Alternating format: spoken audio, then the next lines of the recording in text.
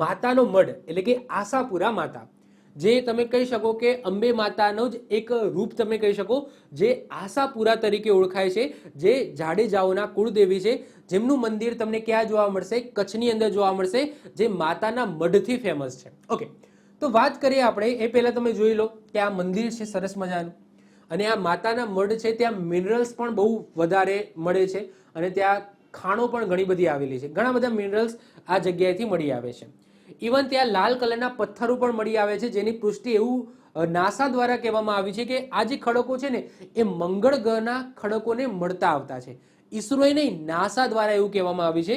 અને અહીંયાથી ગુગળ પણ સારા પ્રમાણમાં મળી આવે છે. સૌથી વધારે ગુગળ તમે કહી શકો આપણા ગુજરાતમાં તો ક્યાંથી મળી આવે છે? આ માતાના મઢ પાસેથી મળી આવે છે. પરંતુ ગુગળનું સૌથી મોટું માર્કેટ એ અંબાજીમાં છે, પરંતુ મળી ક્યાંથી આવે છે?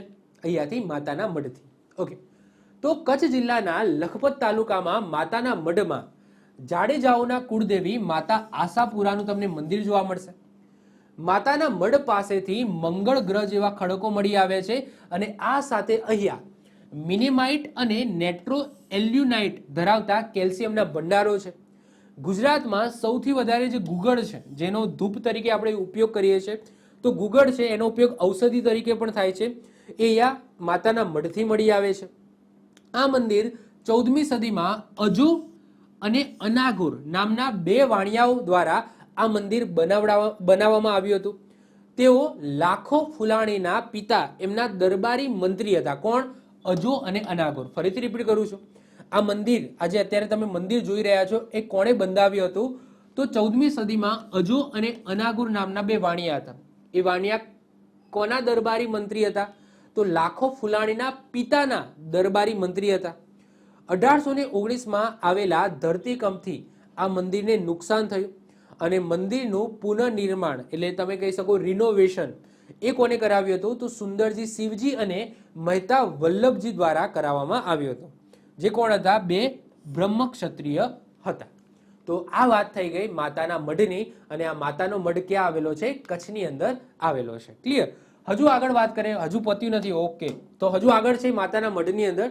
તો તીર્થ સ્થાનોમાં આશાપુરા માતાની છબી એક લાલ રંગના પથ્થરમાં છે. તમે જોઈ શકો છો કે અહીંયા આ માતાના મઢના અંદરમાં માતાજીની મૂર્તિ છે, જેમાં એક લાલ રંગના પથ્થર સમાન તમને જોવા મળશે. આ એક પથ્થર જ છે જે લાવવામાં આવ્યો હતો, અને એમની છબી છે એ પથ્થર રૂપમાં અહીંયા તમે જોશો કે પૂજવામાં આવે છે. તો આશાપુરા માતાની જે છબી છે એક લાલ રંગના પથ્થરમાં છે, જે લગભગ 6 ફૂટ ઊંચો છે. 6 ફૂટ ઊંચો છે, અને પાયાના ભાગમાં 6 ફૂટ પહોળો છે. અહીંયા દર વર્ષે નવરાત્રી દરમિયાન કચ્છના રાવ 7 નર ભેંસોનું બલિદાન આપતા હતા, એટલે કે બલિ ચડાવતા હતા, જે પ્રથા અત્યારે નથી. અત્યારે જે પ્રથા છે એ બંધ કરવામાં આવી છે. પરંતુ દર વર્ષે પહેલા નવરાત્રી દરમિયાન, જે નજીકના લોકો હશે તેમને ખબર હશે, તો દર વર્ષે નવરાત્રી દરમિયાન કચ્છના રાવ છે એ 7 નર ભેંસોનું અહીંયા બલિદાન આપતા હતા, બલિ આપતા હતા. જે પશુ બલિની જે પ્રથા છે અત્યારે બંધ કરી દેવામાં આવી છે. સિંઘના મિયા ગુલામ શાહ કાલહોરો સાથે એક દંતકથા આ મંદિર સાથે જોડાયેલી છે. 1762માં જ્યારે તેની સેનાએ આ મંદિર ઉપર હુમલો કર્યો, ત્યારે એના સૈનિકો આશાપુરાના શ્રાપથી અંધ થઈ ગયા, આંધળા થઈ ગયા. એના પછી ગુલાબ શાહે મંદિરમાં એક વિશાળ ઘંટ સ્થાપિત કરવાની એક શપથ લીધી, એક માનતા લીધી, અને એના પછી જે સૈનિકો છે એમની દ્રષ્ટિ પાછી મળી.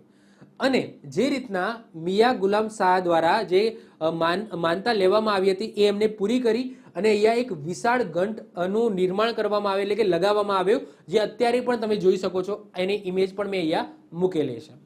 એના પછી કચ્છ રાજ્યના લશ્કરી નેતા જમાદાર ફતેહ મુહમ્મદ આ મંદિરને 2 કિલો ચાંદીના વજનની દીપમાળા સાથે અને તેમાં 41 દીવા કોતરીને અર્પણ કરેલા છે આ મંદિરને. તો આ એ પણ અહીંયા વાક્ય લખેલું છે. તો આ વાત થઈ ગઈ માતાના મઢની, અને આ માતાનો મઢ તમને ક્યાં જોવા મળશે? કચ્છની અંદર જોવા મળશે. જાડેજાઓના કુળદેવી છે, યાદ રાખજો. મંગળ ગ્રહ જેવા ખડકો મળી આવ્યા છે. ગુજરાતમાં સૌથી વધારે ગુગળ અહીંથી મળી આવે છે. અહીંયા જે માતાજીની છબી છે એક પથ્થર સ્વરૂપે છે, લાલ રંગના પથ્થર સ્વરૂપે તમને જોવા મળશે. એ પણ અહીંયા લખેલું છે, અહીંયા તમે જોઈ શકો છો. આ ઘંટ સાથે જોડાયેલી જે દંતકથા છે એ પણ યાદ રાખીશું. ઘંટ એનું કોણે બંધાવ્યો છે? તો મિયા ગુલામ શાહ કાલહોરો દ્વારા બંધાવવામાં આવે છે. આ એની પણ દંતકથા છે, એ મેં અહીંયા કીધી. આવી જ રીતના ઓછા સમયની અંદર મહત્વપૂર્ણ નોલેજ મેળવવા માટે અને મને સપોર્ટ કરવા માટે આજે જ આપણી યુટ્યુબ ચેનલ ટીચિંગ કિશન ક્લિપને સબસ્ક્રાઇબ કરો.